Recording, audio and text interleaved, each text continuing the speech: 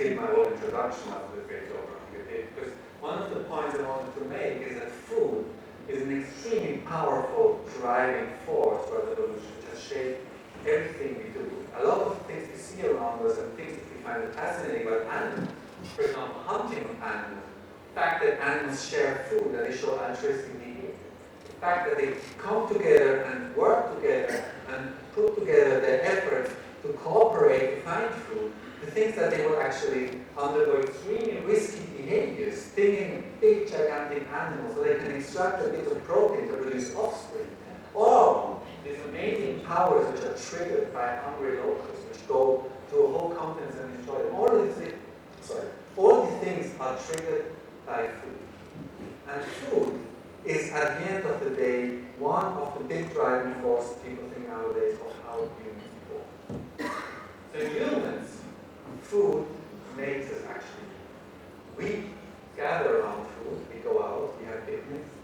It's a very essential part of our courtship rituals. And if you look this year, it's a very recent picture taken last week of the Champalimaud Centre program. If I ask you, where do these people come from? If you have to look at one person and ask, who is that person? It's kind of difficult. But if I tell you what this person eats, yes. Rui Costa is Portuguese.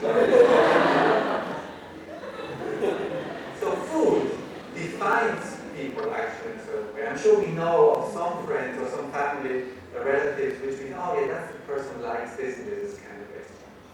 So what in food drives humans and animals to behave in specific ways in the world?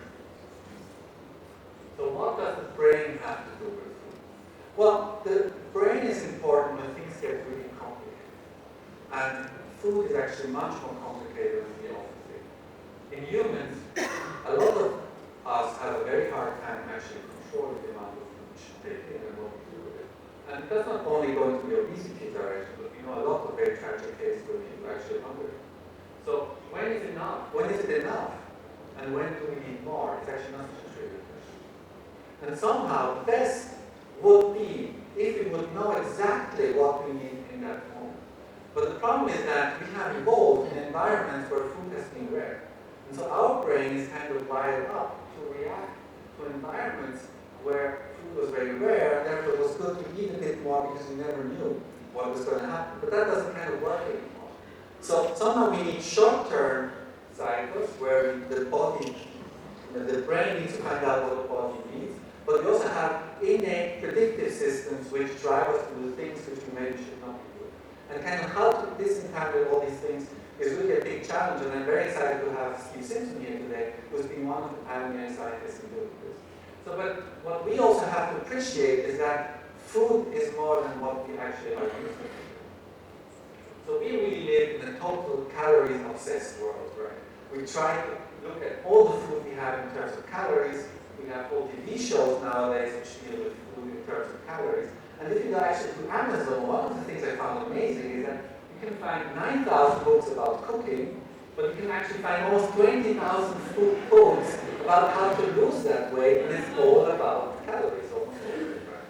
So we really live in a calorie-obsessed world, and unfortunately, most of the scientists dealing with food also deal only with calories. But proteins are very important too.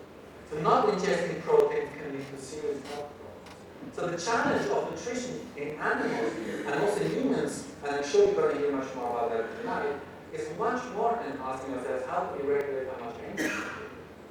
So at the end of the day, it's a question of balance. Balance of how much carbohydrates we take in, how much sugars we eat, and balance also of how many proteins, how many amino acids we take in. And humans are not very good at balancing things, as we know from our economic crisis at the moment. So we think that more is better, but things have to be a bit more balanced. And so, in a certain way, to translate the problem into a more Portuguese context, the question is when and how many bifanas should I eat, and when and how many vegetarian should I eat. So it is that which somehow the body has to solve. The brain has to know when do I need proteins, when do I need carbohydrates, how many, and so on and so on. But how do we know that the brain is really doing that, right? When we eat and we are not hungry anymore, when we feel satiated, we feel like the feeling comes comes from the stomach, right? So how do scientists know that the brain is really important? Also, if you talk to your endocrinologist, he's going to tell you it's all hormones, right? So there's a very simple experiment which people have done some time ago, which is still surprising its result. And that's this experiment. People took rats and lesioned a very special part of their brain. And these rats, this one here, they couldn't stop eating. They ate and ate and ate and ate. So that means that this part of the brain which was lesioned is really important to make the animal know that it has enough nutrients and to store. So the brain is really extremely important, and the brain knows what the body needs. And so at the end of the day, one of the big questions is, how does the brain know what the body needs? And how does the brain use this information to make decisions? How does the brain use the information coming from the body to direct decisions about hunting, not hunting, sharing, cooperating, and, very importantly for tonight, what type of nutrients we need? So the questions which I'm going to quickly go through with you is, how can we find out how the brain manages to know what the body needs? And I'm going to lead you through a bit in a very cartoon type of way, and I hope it works. It's a bit of a different way than I normally talk at conferences. How people in the lab, especially in our lab, are trying to improve this. So first of all, we need to find a system in which we can ask our questions. Some very easy to work with humans, and some are very confusing in what they do, and they eat all this kind of stuff. So we need something which is a bit more tractable. And then I'm going to talk with you about how we use genetics to find out how the brain knows what the body needs. So what is the type of system we use in the lab? So the type of system we use is this animal here, it's a Drosophila. It's small fruit flies, which if you sit out in summer and you have your glass of red wine, that is the nice things which come. And also when you have fruit which are starting to rot, that's the type of small flies we have. And what we let our flies do is we let them choose between the big burger here, and this is a slide from when I was in Vienna, so these are the Viennese cakes here. So that's the type of questions we let flies choose. But the thing if you do behavioral neuroscience is that flies don't really speak. So even people in my lab spend days, weekends, months looking at them, they still don't know how they really speak, right? So we don't really know to understand their language. But we can watch them while they make decisions. And this is the type of decisions we ask them to do. So this is a petri dish we have in the lab, and we put different types of food on that petri dish. Some of these, one type of food, the sugar, the carbohydrate, is marked in red color, that's red color. And one type of food, the protein source, is one color, which is the blue color. So red is sugar, blue is protein. And the flies go around here, sample around, and decide to eat from one of these two fruits. So how do we do then to find out what the fly really likes? Well, it's very easy. We take them out of this plate, and then we just look at their body, right? If the body is blue, they really like the blue food, and the blue food is the protein. If the body is red, they really like the red food. So they really went for the carbohydrate food.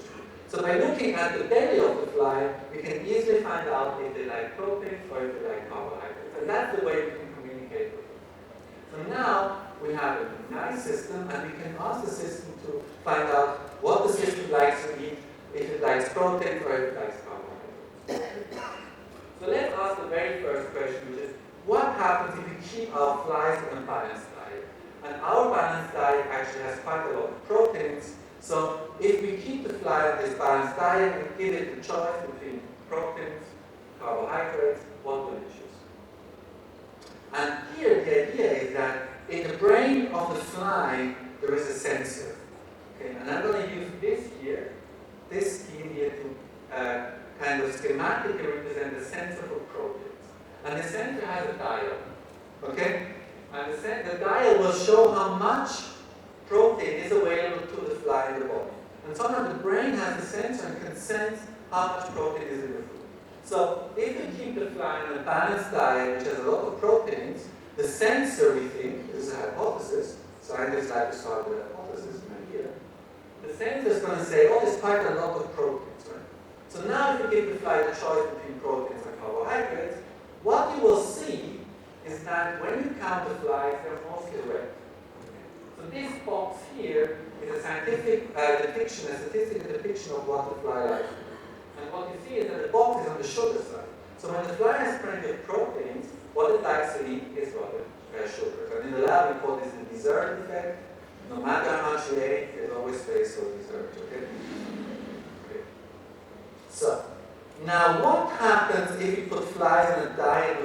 low on proteins. Okay? So if you put the flies in a diet which has a lot of carbohydrates, but it doesn't have a lot of proteins, the idea is that the sensor this time, the sensor is going to show a lower level.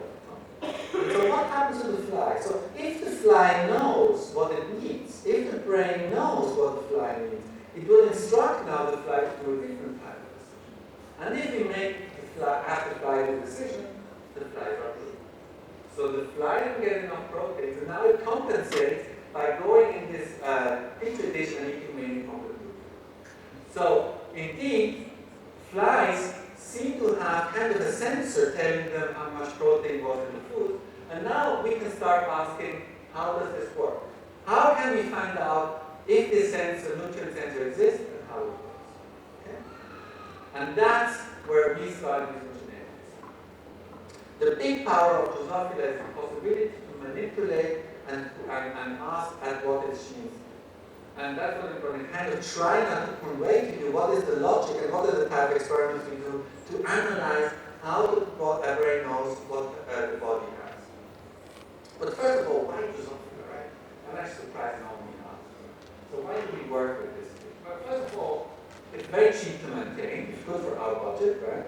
It doesn't mean that we save money, just we can do much more experiments with our flies. It has a very short generation of turnover. Within 2 weeks, you have the next generation. So if you manipulate their genes, 2 weeks later, you already have the result. It has an extremely well-characterized genome. It was one of the first genomes to be sequenced. It's a genome which we know a lot of their genes. Most of these genes have been characterized first in Drosophila. It has a relatively simple nervous system. It's definitely much, much easier than most vertebrates, especially also humans. And very importantly, it has a very active and very supportive research group, which means there are a lot of colleagues that share resources and knowledge, and it's a very old field also. People started working on this topic around 100 years ago. So there's a lot of things we know about.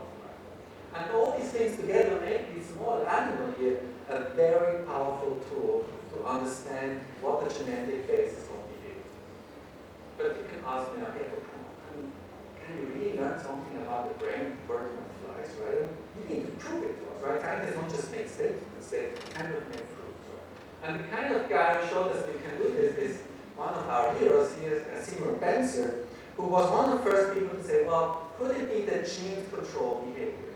And his work in Drosophila led to actually a big explosion in our knowledge of how genes control behavior. Work in his lab showed us that animals can count time, and not only that they can count time, but how they count time. He identified the genes which encode the clock in cells. But he also showed us what type of genes encode sensory perception. What Veronica was saying about the fact that pili is hot, or the fact that menthol is cold, the gene which is perceiving pili, chili, and the gene which is perceiving menthol, the trip channels, they were discovered by people at Seymour's lab using Drosophila. And a lot of the genes and the molecules we know about memory were again identified in Drosophila. So 3 big fields which are really complicated to think about it: how time is counted, how we perceive our environment, and how memory works. First insights into the molecules and genes were done in Drosophila. But still, you know, I mean, it's learning flies, it's tasting flies. I mean, it doesn't really matter for humans. And I'm just going to bring 3 examples of Nobel Prizes which were awarded to people who have been working with flies. So what type of things have you learned? For example, that genes are on chromosomes. Actually, 100 years ago, this guy here, Thomas Hunt Morgan, did the first experiment showing that genes are in the nucleus and that they are actually on chromosomes.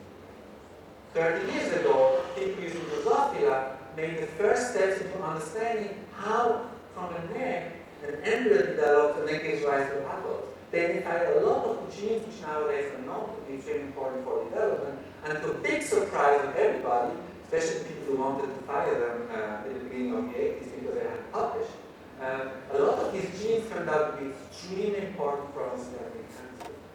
And then, just last year, the Nobel Prize for Medicine went to a researcher which had used Drosophila to identify genes which are important for the body to defend itself against intrusions.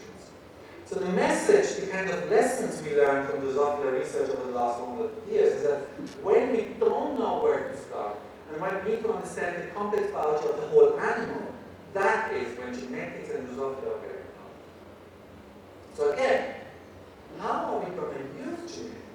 to identify the type of molecules, which allows the brain to know what their body needs. And I'm going to show you two examples of molecules, two examples of genes, two examples of sensors which work in our lab has identified to be important for the body to know what, for the brain to know what the body needs, and then to adapt its behavior. But let's start from the beginning. So this here is a graphical representation of a brain in the head of the human. And if we zoom in, we can see that the brain is made out of neurons. And neurons are nothing else than very specialized, fascinating, but still cells. They are still cells. And every cell, at its core, has chromosomes and genes. And these genes are on DNA. And whatever the cell is, and what makes the cell special, is encoded at the level of the DNA and the genes.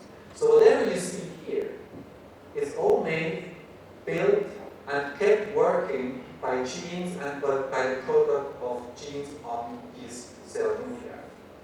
So, do we really know? So who here knows what a gene is?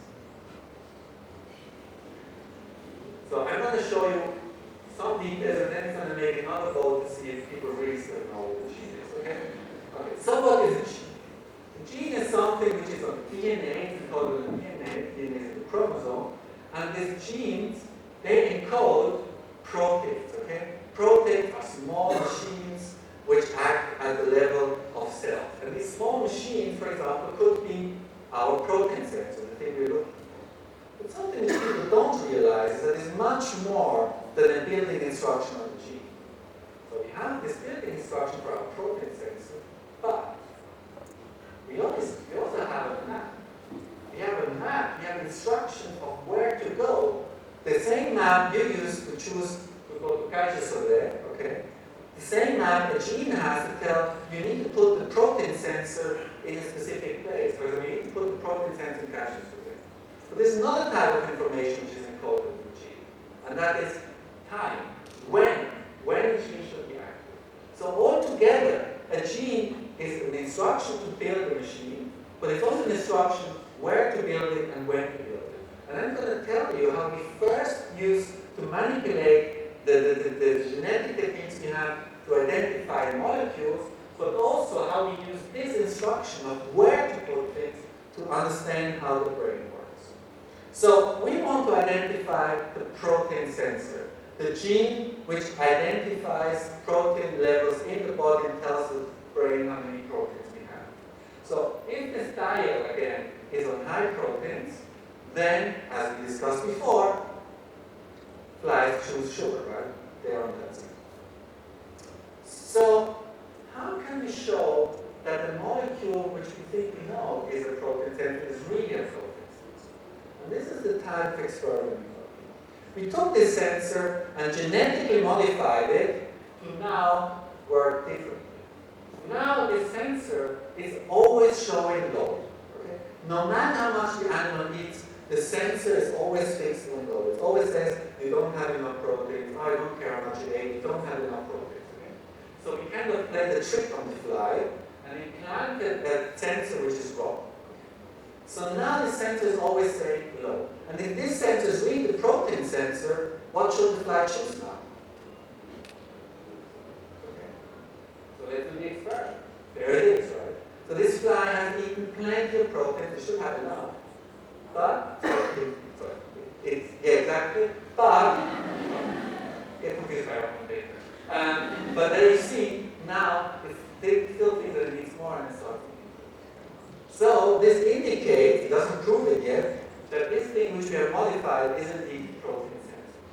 And this gene is called TOR, it's a very famous gene, a lot of people work in it, it's very important for cancer, it's very important whenever cell needs to know how many nutrients it has. And we think that it's this protein which tells the brain how much protein it has. But we have been talking all the time about nutrients. But there are other things which also influence what the animals need. And one thing which is very personal to me and very kind of clear to me is that there are other factors that affect what animals and how animals select nutrients and actually the state of their nutrients. And that is if the animal is pregnant or not. So it turns out, I think as most of us have experience while being around someone who's pregnant, is that the eating habits of pregnant animals are very different than when the animals are not pregnant, right? And as always, we think we are special, but actually all our animals are the same. Because if you look at flies, mating by a male of the female makes actually a big difference in what the animal eats. So if you take a female which has been mated, it likes to eat protein. But the female which has never seen a male says, no, actually this protein thing, I don't care, right? And as you see, it's actually going to eat mainly sugar. So somehow, the brain knows if the female has been mated and helps the female to make a totally different decision, right? It's actually interesting. There's a lot of analogies between our flies and humans. So the question is, how can we find out what type of gene encodes the mating sensor? And this is a bit of a more tricky problem because we know that mating is very important, but how can we find out what the sensor is? Because for nutrients, we had a lot of information from research of other people, but here we really didn't have an idea. And now I'm going to try to tell you in very abstract ways how geneticists try to identify the genes which are important for something where they have no clue how it works. So, the question starts by asking, what happens if we remove that gene? What happens if we remove the mating sensor from a fly? What happens? It should think that it's mated, it should think that it's virgin.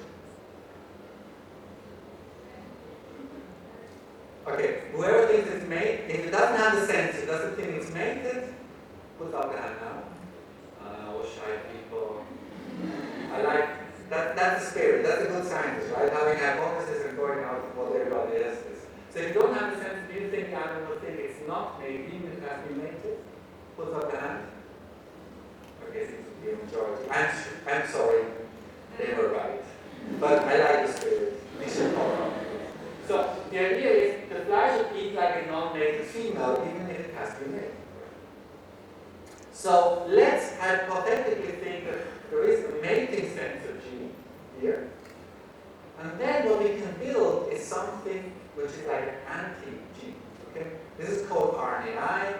The technicalities are not so important, but the logic is the following. We modify the gene to be kind of a bit like the gene we want to destroy, so that it can match. And then we link it to a scissor, okay? And so this gene is going to go around and look around for something which looks the same, and when it finds it, it's going to cut it, and then it's going to go. And we have this type of gene here in one fly, we have the anti-gene in another fly, and now what we do is we test every single one of these genes. There are 13,000 genes in the fly, and we look for females, which even if they have been mated, they behave as if they have not been mated. Because that should mean that they don't have a sensor, okay? That's the logic. So you do this for 3 years, okay? A lot of genes. But then, someday, this actually works, right? You find something which, oh my God, she thinks she's not virgin. She's not mated. She behaves like a virgin. Actually, we wanted to call this gene Samantha, because of the Sex and the City, right? Doesn't matter, she's always virgin, right? But my closest supervisor think it's a very serious scientific idea. So this is how it looks, right? This was a mated female, this was a virgin female, and this was the female which has been mated, but we destroyed the sensor, and look at what she chooses. This female chooses as if she would be virgin. So which means we hit the gene which encodes the mating sensor. Turns out this is a so-called gene called receptor. We call the sector receptor, it doesn't matter. This is the logic. You destroy one gene after the other and look for the absence of the behavior, and often it actually works. So I've shown you how we can use genetics to identify molecules which tell the brain what the body needs. Now, I'm going to use something which I've told you about genes to look at where in the brain it's at. Okay? So we can use genetics not only to destroy things, we can use genetics not only to look at things not working, but we can use genetics to also find out where the brain is happening. That's especially important in neuroscience because the nervous system is extremely complex brain, and there's a complex assembly of neurons, and somehow we need to know where things are happening so we can start to understand how things are happening there. So how do we find out which parts of the brain are important for the fly to know what its internal state is. And that's where we're going to use our new knowledge about genes. So genes are building things, but they're also this match, right? So the gene also has the information of where the sensor should be put.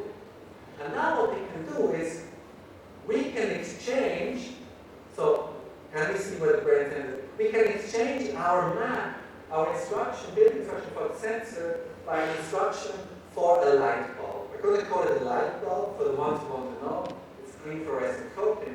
But we exchange these two things, and now the information about where the sensor is going to go, that means that instead of putting a sensor there, you're putting a light bulb there. You're putting something which will shine when you put light on it. Now we make a fly out of it, very skilled hands, dissect out this blue thing here, which is the brain and the nervous system of the fly. We take out the brain, put it on an expensive but very important confocal microscope, and you see that the brain is lower now, because we put a light bulb in there. And then, here we have it.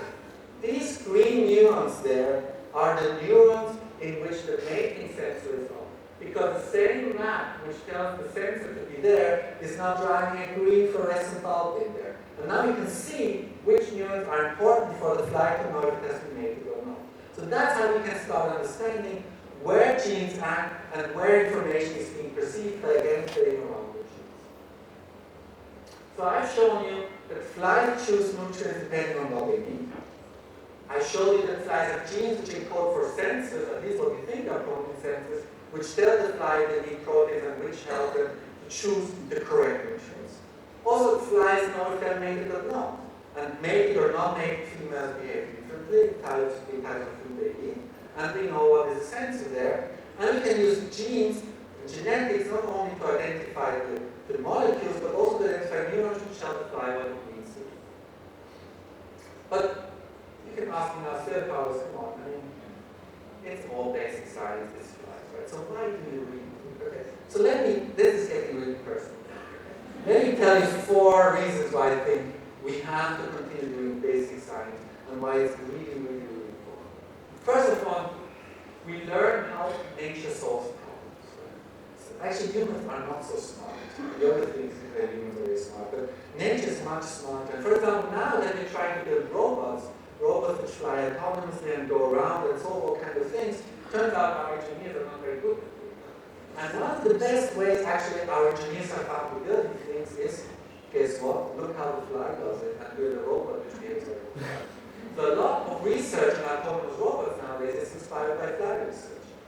But for example, also, we can learn a lot of details on how these systems work.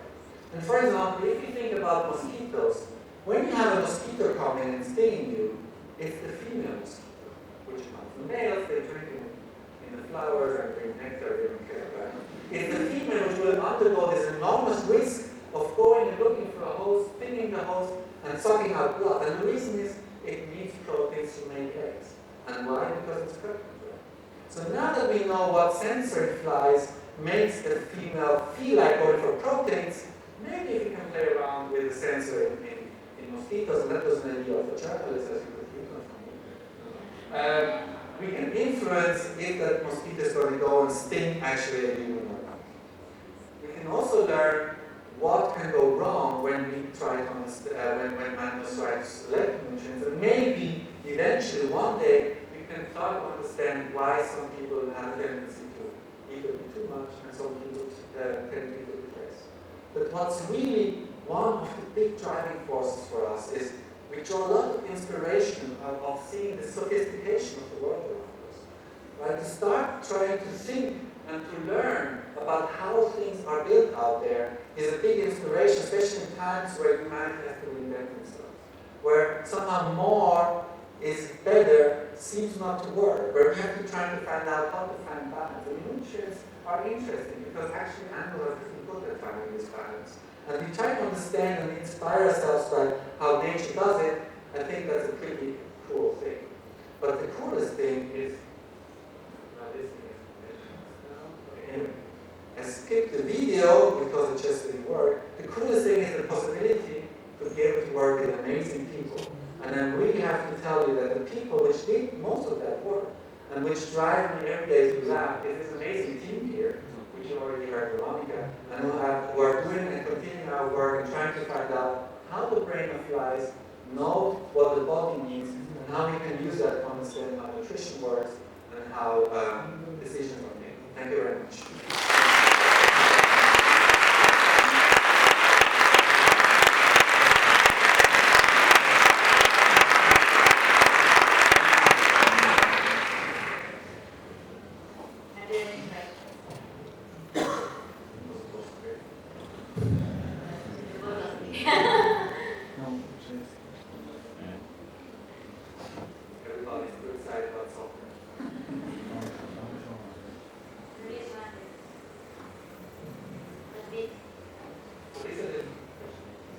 So, do you...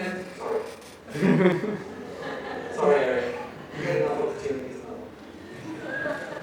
Good evening. I was seeing your presentation, and I'm doing a thesis on ethology, and I remember research in flies is very interesting, but if you think about humans and primates, they're social animals. And sociality influences a lot what animals eat, even if for nothing else, to be inserted in the groups. I was thinking how, if you thought about transposing the research in face of sociality, and how does that change anything, I suppose? So I don't want to steal the thunder of Steve's work, but kind of, I think one of the fascination of work on nutrition is that these are very ancient problems. I mean, the first cell out there had a soul. We spend all the time taking the nutrients, our mother. So we always try to think again, humans are very sophisticated, we have all these complex mechanisms, sociology and so on. But a lot of these problems are very basic problems which every cell, every living organism. However, it's clear that at the end, how it ends up solving it can be very different and depends a lot on the social structure of the population, but also from ecological niche. However, I think how I think about the problem is the following: is I think Drosophila is a great system to do genetics and identify molecules, and that's why we use it. However, one thing which has been always surprising about this animal is that we always think, and we belong to the first ones, I tell you, we are very often frustrated about what it does to us, that it cannot do something. But then when you actually look closely, it surprises me. For example, apparently it looks like flies are social learners. What does that mean? It means a fly can look at another fly doing a decision and know what is the decision the fly has done, and then be inspired and influenced by that decision to make its own decision. Which is kind of mind-blowing. Actually, I don't believe it. It's so bad, you can imagine that. But it will screw up a lot of our experiments, how we think about it. But if that's possible, it would be amazing. Another example is, if you look at the literature from the 70s or the 60s, most of it says how insects cannot learn, flies cannot learn, right? And the problem was just humans were too stupid to do the experiment. And now, learning flies is a very, very important field. However, it's clear that there are things you cannot do with insects. There are things which insects don't do, and there are things which flies don't do. But I think that I'm not going to see the end of what flies can do in my career. But there are things which we would definitely not be able to do. So we don't know how the social structure affects me, but I wouldn't be surprised, and I think I heard the last 2 days that there are influences, if that also sociality influenced by decisions. Eric? This is part of the program. So people with white t-shirts have no part. Yeah, then no worries. I still want to listen to this question. My question goes to the gene modification. When all the flies, since that they are virgin, they go banging around all the other males. Do you allow them to procreate actually, or you just test the behavior? And if you do allow them to procreate, what are the results of the offspring? So one other thing which happens if flies think they're virgins, they will not want to lay thing that the larvae develop. So you always get offspring. And actually what you see is evolution happening every day. Because what happened in a mutant where there was a selective pressure to start laying eggs so that it goes out and so on, is the genome starts accumulating mutations which suppresses the effect of the sensor, and the whole fly finds another way actually to take these things. And I know that because I'm just trying to get rid of these things because they accumulate in our genomes for us. So the progeny is viable, there's no other effects. And actually one thing which we know about the sensor is that it's present in males. But we don't know if we have no evidence that native males and virgin males act differently. And so one of the interesting questions we want to solve, maybe, is what does the sensor do? So we don't know of any other effect of the sensor except that any female is related or not. It doesn't have any effect on the progeny. But it might be that we, again, don't know really how to do it.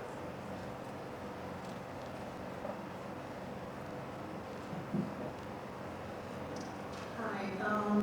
Well, somebody here spoke about sociality influencing the way people or animals eat. But I would like to call attention, for example, for cultural things. I tend to think, for me it's a pattern, that probably in Japan, Japanese are normally, I picture them as being seen, as in the US, for example, I see larger bodies.